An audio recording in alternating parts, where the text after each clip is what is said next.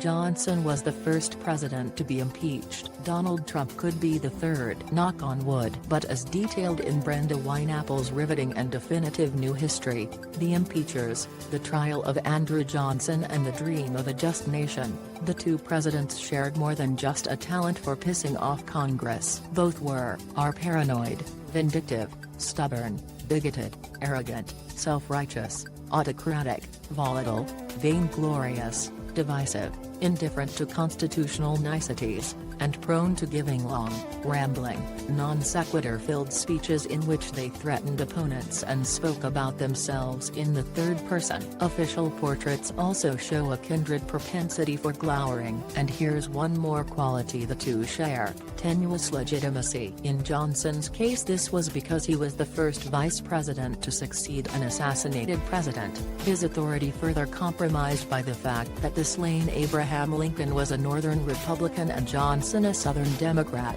albeit one loyal to the Union. In Trump's case, it is because he lost the popular vote by nearly 3 million votes while welcoming the electoral meddling of a hostile foreign government that, and the fact that he's manifestly unfit for office. Frederick Law Olmsted, the designer of Central Park, spoke for many of his fellow citizens in the late 1860s when he dismissed Johnson as a so-called president, just as an angry LeBron James did a century and a half later when he called Trump the same.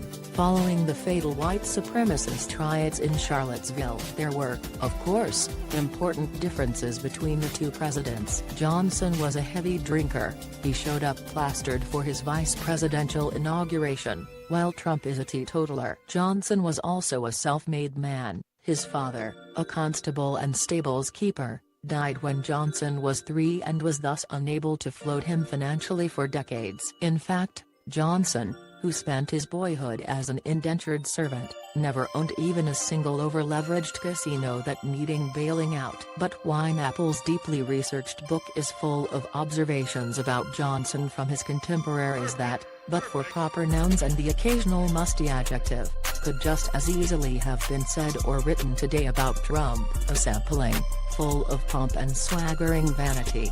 Frederick Douglass, author and abolitionist, very vindictive and perverse in his temper and conduct. James K. Polk, former president, proud and sensitive, firm to obstinacy, resolute to fierceness, intelligent in his own sphere, which is narrow, often mistakes the intensity of his own convictions for strength of evidence.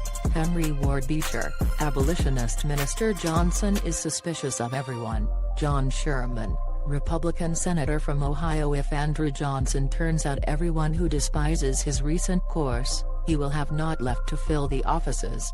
Unidentified political observer in the Chicago Tribune. The ravings of a besotted and debauched demagogue. Chicago Tribune headline, describing a Johnson speech. Whoever heard of such a presidential ass? Unidentified college officer. Is there no way to arrest the insane course of the president? Thaddeus Stevens, Republican representative from Pennsylvania. He is nominally a president of the republic, but in reality an absolute ruler issuing decrees. William Shipman, federal judge. Johnson's more intimate pals talk as if he contemplated a coup d'état. George Templeton Strong, lawyer and diarist. Our president is a bad man. Search history and I am sure you will find no ruler who, during the same space of time, had done so much mischief to his country. Charles Sumner, Republican senator from Massachusetts. What a muddle we are in politically. Was there ever such a madman in so high a place as Johnson? Henry Raymond, founder of the New York Times, the queerest man who ever occupied the White House. Shelby Moore-Cullum, Republican representative from Illinois. Johnson is an exception to all rules. Moorfield Story, lawyer and civil rights activist. But wait, there's more.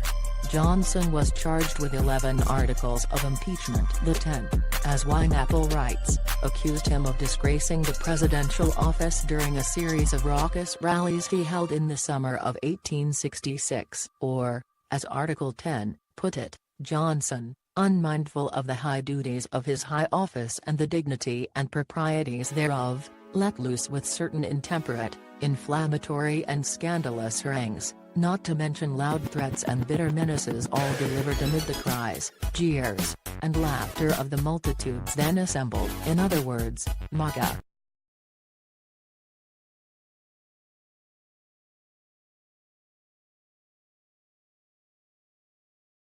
Yeah.